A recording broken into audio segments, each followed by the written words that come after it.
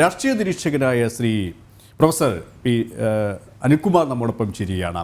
ശ്രീ അനിൽകുമാർ, ഇവിടെ ഉപതെരഞ്ഞെടുപ്പ്, ലോക്സഭാ ഉപതെരഞ്ഞെടുപ്പ്, വയനാട് നിയമസഭാ ഉപതെരഞ്ഞെടുപ്പ് ചേലക്കരയിലും പാലക്കാടും, ഇവിടെ UDFിൻ്റെ ഒരു മികച്ച വിജയം പ്രിയങ്കയിലൂടെ രാഹുലിൽ നിന്ന് പ്രിയങ്കയിലേക്ക് എത്തുമ്പോൾ ലക്ഷങ്ങളുടെ ഒരു ഭൂരിപക്ഷത്തിനാണ് അവിടെ UDF സ്ഥാനാർത്ഥി വിജയിച്ചത്.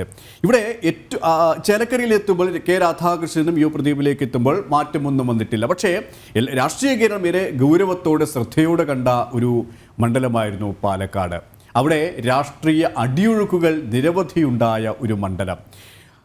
ഉപതെരഞ്ഞെടുപ്പ് പ്രഖ്യാപിച്ച നാൾ തൊട്ട് ഇപ്പോൾ തെരഞ്ഞെടുപ്പ് അവസാനിക്കുമ്പോഴും അവിടുത്തെ ആ അടിയൊഴുക്കുകളും അവിടുത്തെ ആ ചിത്രങ്ങളും വ്യക്തമാണ്. കാരണം പീസറിൻ്റെ സ്ഥാനാർത്ഥിത്വവുമായി ബന്ധപ്പെട്ട്, പിന്നീട് സന്ദീപ് വാര്യരുടെ UDF പ്രവേശനവുമായി ബന്ധപ്പെട്ട് അങ്ങനെ പല ചിത്രങ്ങളുമുണ്ട് ഈ വിജയം നമ്മൾ വിലയിരുത്തുമ്പോൾ, അല്ലേ?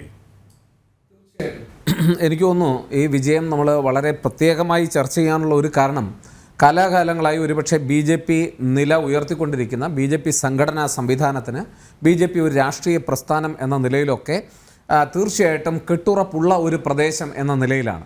ഒരുപക്ഷെ കഴിഞ്ഞ തെരഞ്ഞെടുപ്പുമായി തട്ടിച്ചു നോക്കിയാൽ അത് അബദ്ധമാകും എന്ന് നമ്മൾ തിരിച്ചറിയണം. കാരണം കഴിഞ്ഞ തെരഞ്ഞെടുപ്പ് ഒരുപക്ഷെ നിർത്തിയ സ്ഥാനാർത്ഥികൾ അവർ തമ്മിലുള്ള ഒരു വ്യത്യാസം കൂടി ഈ തെരഞ്ഞെടുപ്പിൽ നമ്മൾ വിലയിരുത്തേണ്ടതുണ്ട്. കൃഷ്ണകുമാറും അതുപോലെ തന്നെ ശ്രീധരനും പരസ്പരം നമുക്ക് ഒരിക്കലും കമ്പയർ ചെയ്യുന്നതോ അല്ലെങ്കിൽ സാമാന്യവൽക്കരിക്കുന്നതോ ശരിയല്ല എന്നുള്ളതാണ്. കാരണം ശ്രീധരൻ എന്ന് പറയുന്നത് പൊതുവേ നമ്മൾ രാഷ്ട്രീയത്തിന് അതീതമായിട്ടുള്ള വോട്ടുകൾ കൂടി ശേഖരിക്കുവാൻ ശേഷിയുള്ള ആളാണ്. അത് തീർച്ചയായിട്ടും അതിൻ്റെ തെരഞ്ഞെടുപ്പ് പ്രകടനത്തെ ഉയർത്തിയിട്ടുമുണ്ട്. അന്ന് BJPയുടെ വോട്ടിംഗ് ശതമാനമൊക്കെ പരിശോധിച്ചാൽ വളരെ വ്യക്തമാകും. എന്നാൽ ഈ തെരഞ്ഞെടുപ്പിൽ BJPയെ സംബന്ധിച്ചിടത്തോളം പിന്നോക്കം പോയിട്ടില്ല എങ്കിലും കഴിഞ്ഞ ഒരുപക്ഷെ 2016 നടന്ന തെരഞ്ഞെടുപ്പുകളും അതിനു മുമ്പുള്ള തെരഞ്ഞെടുപ്പുകളുമായിട്ടൊക്കെ പരിശോധിക്കുമ്പോൾ BJPയുടെ നില മെച്ചപ്പെടുത്താൻ BJPക്ക് കഴിഞ്ഞിട്ടുണ്ടോ എന്ന് പരിശോധിക്കേണ്ടതായിട്ടുണ്ട്. എവിടെ വീഴ്ച വന്നു എന്ന് പരിശോധിക്കേണ്ടതായിട്ടുണ്ട് എന്ന് BJP നേതൃത്വം തന്നെ ഇതിനോടൊക്കെ പറഞ്ഞു കഴിഞ്ഞു. ഒരു കാര്യം ഉറപ്പാണ്, ഈ തെരഞ്ഞെടുപ്പിൽ സ്ഥാനാർത്ഥിയുടെ മികവ് ഒരു പ്രധാനപ്പെട്ട ഘടകമായി വന്നിട്ടുള്ളപ്പോൾ അവിടെ സി കൃഷ്ണകുമാർ എന്ന സ്ഥാനാർത്ഥിക്ക് ഒട്ടും തന്നെ സ്ഥാനാർത്ഥിത്വത്തെ സംബന്ധിച്ചെടുത്തോ അല്ലെങ്കിൽ സ്ഥാനാർത്ഥി എന്ന നിലയിലോ അദ്ദേഹം പിന്നോക്കം പോയിട്ടില്ല.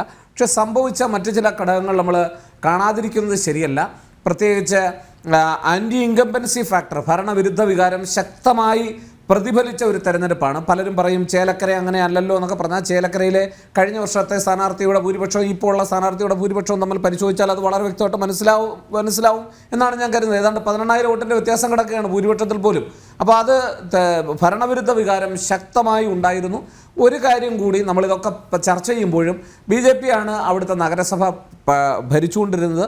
ആ BJPയുടെ നഗരസഭയിൽ BJPക്ക് നേരത്തെ ഉള്ള ഒരു മേധാവിത്വം പുലർത്താനായിട്ടുണ്ടെങ്കിൽ അതിൻ്റെ കാരണം കൂടി പരിശോധിക്കേണ്ടുന്ന ഒരു തെരഞ്ഞെടുപ്പാണ്. ഞാനത് പറയാൻ കാരണം, ഇനി തദ്ദേശ സ്വയംഭരണ തെരഞ്ഞെടുപ്പും അതുപോലെ തന്നെ നിയമസഭാ തെരഞ്ഞെടുപ്പുകളും ഒക്കെ നടക്കാനിരിക്കുന്ന സമയത്ത് ഒരുപക്ഷെ ഇങ്ങനെ ഒരു തെരഞ്ഞെടുപ്പ് നടന്നത് BJPയെ സംബന്ധിച്ചിടത്തോളം കൂടുതൽ ആത്മപരിശോധനയ്ക്കും അതുവഴി കാരണം പാലക്കാട് അവർക്ക് വ്യക്തമായ മേധാവിത്വമുള്ള അല്ലെങ്കിൽ വ്യക്തമായ സ്വാധീനമുള്ള കെട്ടുറപ്പുള്ള ഒരു പ്രദേശമാണ്.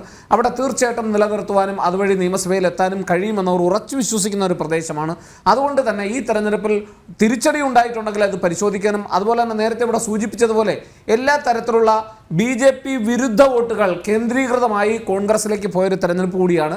അത് വളരെ വ്യക്തമായിരുന്നു. സാധാരണ നമുക്കറിയാം കഴിഞ്ഞ തവണ പല ന്യൂനപക്ഷ വോട്ടുകളും കേന്ദ്രീകരിക്കപ്പെട്ടത് ഇടതുപക്ഷത്തിലേക്കായിരുന്നുവെങ്കിൽ ഈ തെരഞ്ഞെടുപ്പിൽ പ്രത്യേകിച്ചും പാലക്കാട് കണ്ടത് എന്തു വില കൊടുത്തും അങ്ങനെ ഒരു സാധ്യതയെ ഇല്ലാതാക്കുക, അഥവാ അവിടെ വിജയസാധ്യത രാഹുൽ മാങ്കൂട്ടത്തിന് അയക്കാം. സരിന് ഒരു വിജയസാധ്യതയും കണ്ടില്ല. കാരണം തൊട്ട് തലേ ദിവസം വരെ കോൺഗ്രസിനോടൊപ്പം പങ്കുവെക്കുകയും പിന്നീട് ഇടതുപക്ഷത്തിലേക്ക് ചേക്കേറുകയും അവിടുത്തെ അണികളുടെ ഇടയിൽ പോലും സ്വീകാര്യത ഇല്ലാതിരിക്കുകയും അവിടുത്തെ പാർട്ടിയിൽ തന്നെ സരിൻ തെരഞ്ഞെടുപ്പിൽ മത്സരിച്ചത് വളരെ പ്രശ്നമായി മാറുകയും അതിനെതിരെ പ്രകടനം നടക്കുകയൊക്കെ ചെയ്തത് നമ്മൾ വാർത്തയിൽ കണ്ടതാണ്. അതുകൊണ്ട് തന്നെ ആ സരിൻ്റെ സ്ഥാനാർത്ഥിത്വം ഇടതുപക്ഷ ക്യാമ്പിൽ പ്രശ്നങ്ങൾ ഉണ്ടാക്കുന്നു അല്ലെങ്കിൽ വോട്ടുകളിൽ ചോർച്ച ഉണ്ടാകുന്നു എന്ന് മനസ്സിലാക്കിയ ന്യൂനപക്ഷ കേന്ദ്രീകൃത വോട്ടുകൾ സ്വാഭാവികമായും അത് കോൺഗ്രസിലേക്ക് കേന്ദ്രീകരിക്കപ്പെട്ടു എന്ന് പറയുന്നതിൽ തെറ്റില്ല. അത് SDP ആയാലും പോപ്പുലർ ഫ്രണ്ട് ആയാലും മറ്റു തരത്തിലുള്ള ന്യൂനപക്ഷ വിഭാഗങ്ങളുടെ ഇടയിലായാലും എന്തായാലും അതൊരു ഒരർത്ഥത്തിൽ പറഞ്ഞാൽ എന്ത് വില കൊടുത്തും അവിടെ BJPയെ പരാജയപ്പെടുത്തുക എന്നതെ സംബന്ധിച്ചിടത്തോളം വിവിധ ന്യൂനപക്ഷങ്ങൾക്കുള്ള ഒരു കാഴ്ചപ്പാട് തന്നെയായിരുന്നു എന്ന് പറയാതിരിക്കാൻ നിർവാഹമില്ല. അതവിടെ ഭംഗിയായിട്ട് വർക്ക് ചെയ്തു എന്ന് നമുക്ക് പറയേണ്ടി വരും. എന്തായാലും ഒരു കാര്യം ഉറപ്പാണ്, ഈ തെരഞ്ഞെടുപ്പിൽ തീർച്ചയായിട്ടും മുനിസിപ്പാലിറ്റി മേഖലകളിൽ BJPക്ക് ചില തിരിച്ചടികൾ ഉണ്ടായിട്ടുണ്ട്.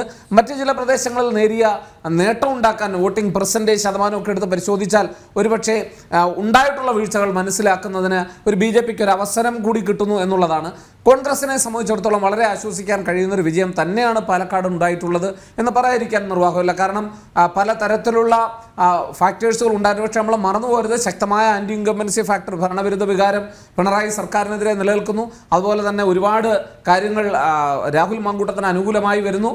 ഈ പറഞ്ഞ പോലെ ന്യൂനപക്ഷ കേന്ദ്രീകൃത വോട്ടുകൾ കോൺഗ്രസ് പാർട്ടിക്ക് അനുകൂലമായി വരുന്നു. അപ്പോൾ ഇങ്ങനെയൊക്കെയുള്ള ഘടകങ്ങൾ അദ്ദേഹത്തിന് അനുകൂലമായി വർക്ക് ചെയ്തുകൊണ്ട് തന്നെയാണ് ഏറ്റവും ശ്രദ്ധേയമായ